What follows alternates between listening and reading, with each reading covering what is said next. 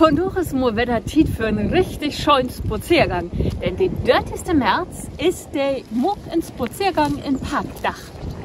Ich habe mich durch für den Stadtpark Norderstedt ausgesucht. Kein dat ein bisschen größer haben will, der muss sich mal auf dem Pad nur London hinmucken. Der Richmond Park durch ist mit seinen 10 Quadratkilometern der größte ummurte Stadtpark von der Welt. Man, das ist ja noch richtig piefig, wenn ihr das mit der Nordostgrönland Nationalpark verglichen deit. Der ist mit seinen 972.000 Quadratkilometern nicht bloß der größte, man auch der nördlichste Park von der Welt.